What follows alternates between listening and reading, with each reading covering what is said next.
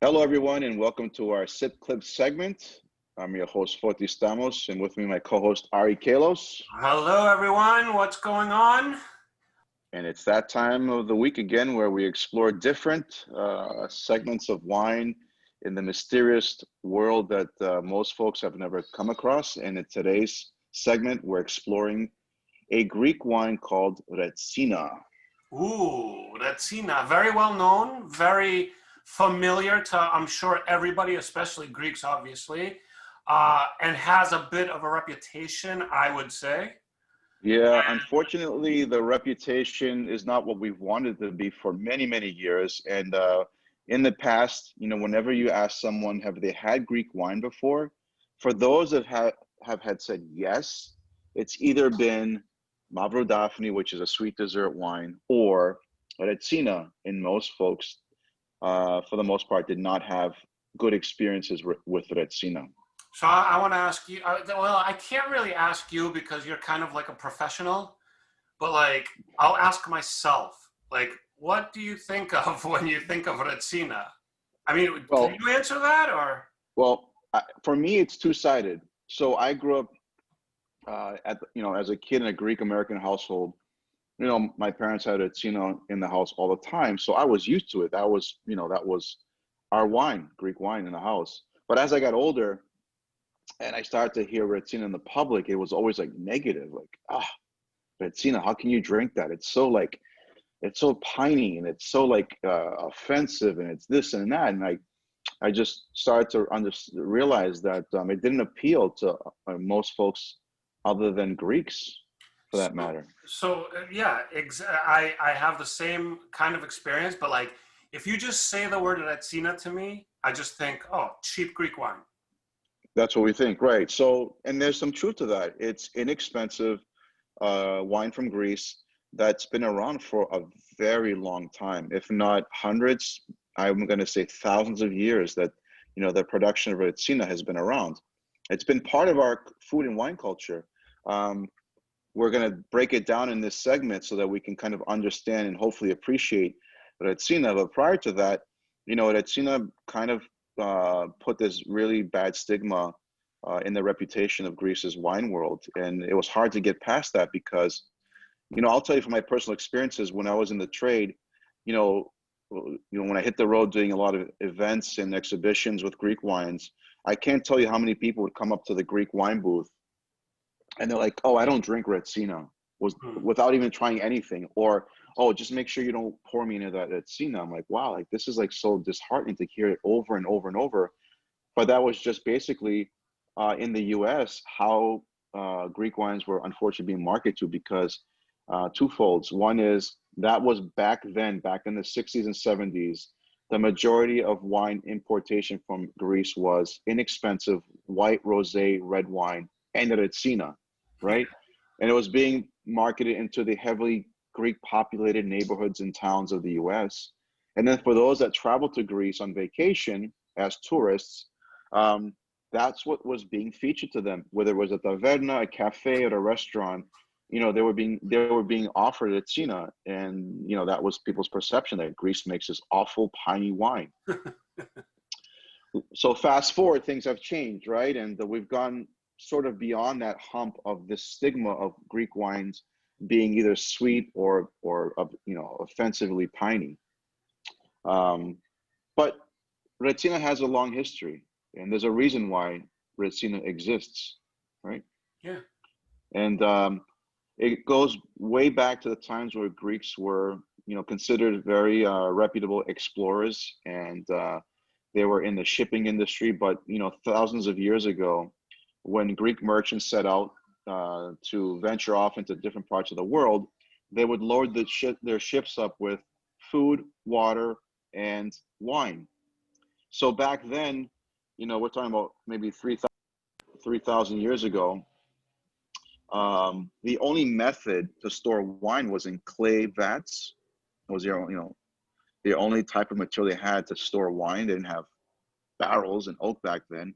Yeah. So the only way to actually seal the cap, the top of the clay vat, was with this concoction that they came up with, which was an adhesive that was a combination of tar and pine resin. So when they mixed that solution together, it would create a perfect seal, so that no air can get into the vat to turn or spoil the wine. So it's a sealer. So they would load up all these ships with these clay vats and these covers that were sealed with this pine resin and tar solution.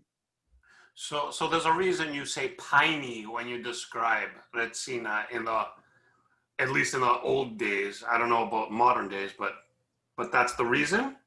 So, well, we're gonna get to that point. But so what happened was when the vessels were out at sea for months at a time, so the wine and the food and the water were stored underneath at the low bath. Is that basically during the hot weather, it gets so hot down there that this adhesive would start to melt a little bit, and it would drip into the wine. So you would get essence of that adhesive into the wine, right? But back then, what I was being told is that at that point, when you're like thousands of miles into the ocean and you have limited supplies, they were not going to throw it out. They just sucked it up and they drank it, even though it tasted like pine. So that became customary over years. Like they got used to it because they had no other way to do it. So long story short, they got so used to it that they started to continue doing the process of making wine with a little bit of resin in it because they got used to the flavor and they acquired it. That's interesting. I But did not know that. you're going to hear stories and myths where, I've heard anything from, the Ottoman Empire wanted to destroy Greece's wine culture by deliberately putting pine in their production. You might hear that during World War II, the Germans did it purposely to to destroy Greece's wine culture. You're going to hear so many things about, the myths and stories, but, records do show that, and research shows that this was the process that Greek merchants took back then. And it was the result of this solution dripping into the wine during extreme heat down in the ships. In all my experience with so many, different historical facts and scientific facts, I tend to believe the most like simple explanation, and that to me is the most Makes realistic, sense? simple explanation. There you go. That's where I'm going. So that became customary, and going back now to a little more modern times. When I mean modern times, in the last maybe 75 years, the production of Retsina is very basic and simple. It's as easy as producing white wine, collecting their white grapes, pressing them, fermenting them, and right when fermentation starts, they actually include a cube of sap from the Aleppo pine tree. And then they put that into the vat. So when it ferments, they let this sack of sap release all of the essence of the flavor of the pine. And then once it's like all done, they remove the resin and they let the wine continue to ferment. And then that's how they get white wine with a little bit of resin in it, which is known as the Retsina. That's really interesting. Like I honestly, I grew up with Retsina. I've known Retsina every single step of my life. I did not know that actually had a pine element to it. It does, from a very distinct tree, the Aleppo pine tree.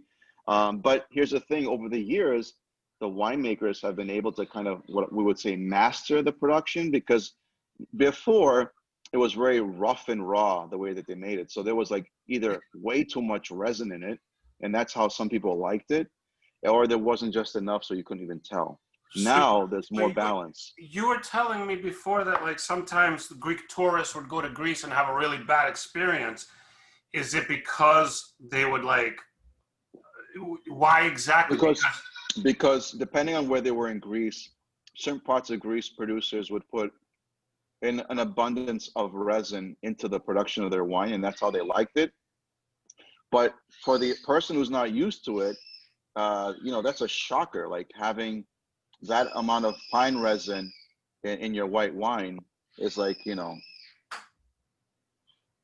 not the best thing or not the most inviting thing. So depending on where they went, they would consider it awful experiences. I see. Yeah, and I guess if you're not used to it and you just kind of show up somewhere and you're tasting this new type of wine, it's it could be a little off-putting. Right, and again, like I, I take into consideration what people say. Like, well, it's not the best thing to experience if you're not expecting it. Yeah. Oh, let me have a glass of white wine. They pour the white wine. All of a sudden, you take a sip, and it tastes like pine salt to you, and you spit it out. You know what's funny though? Like I've drank Retsina like a million times. I never kind of associated it with pine, but now that you mention it, maybe like I don't Yeah, know. I mean, I really feel like I need to have Retsina like now to like kind of with this knowledge to really like put two and two together. together. So, believe it or not, there's like a group of winemakers who are trying to like really elevate the production and reputation of Retsina. It is protected where Retsina can only be made in Greece, right? But it can only be called Retsina in Greece. And if for those that decide that they want to try it outside of Greece, they can't call it Retsina. They got to call it resonated white wine. Really? Right, right. Isn't that cool? That doesn't sound very appetizing. But there is a slowly growing following for Retsina, believe it or not, because if you think about it, pine, releases some very floral and herbal flavors and aromas. And if you can tweak it to the right levels, you can get a really aromatic, floral, and slightly herbaceous white wine, which is actually delicious. Listen, I like Retsina. I'm not one of those people that will badmouth Retsina. I just have a reputation in my head from growing up, and obviously, like our parents, my parents, your parents. I'm sure lots of people out there, their parents are like immigrants. And when they got here, they didn't have a lot of money, and Retsina was always on the table. So I just always associate with like, just this like kind of inexpensive, I don't want to say cheap, but like inexpensive wine, Greek wine that they wanted because we're Greeks, we're immigrants. Right, and we want to I support, like it. and I enjoy it. Like I got to tell you, especially now, summertime, and it's hot out. You get a nice cold glass of Retsina, it goes down really good. Yeah, yeah. Really good.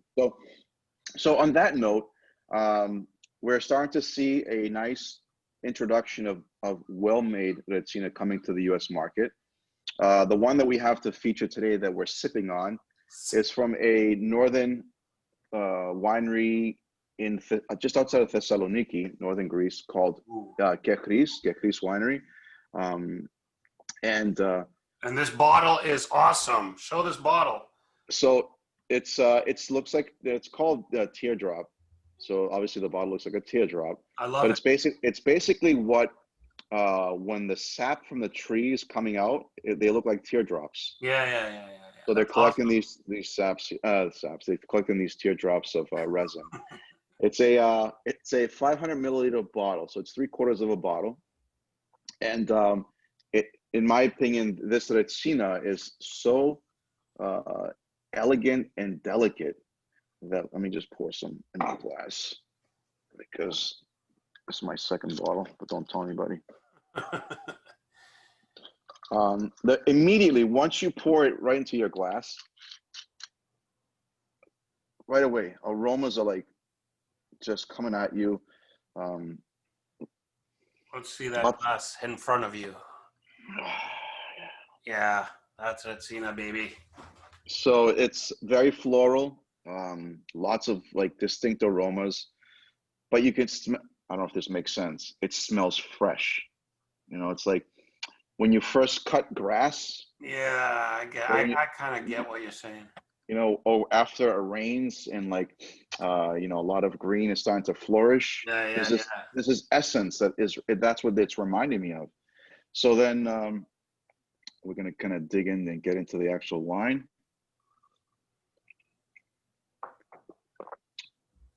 Light, crisp, and again, I mentioned herbaceous.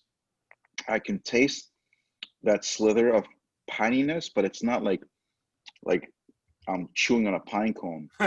It's just slightly there, but it reminds me of just like herbs, freshly chopped herbs that are, green, not dried herbs, but fresh herbs that Yeah, if yeah, you, yeah, yeah. basil and like all these different cool herbs that but it really works. It works with like the light crispness and minerality of the wine, along with a little bit of that herbiness to it. It's just, and it's great for sipping, but it's even better with food. So obviously, Greek I, cuisine.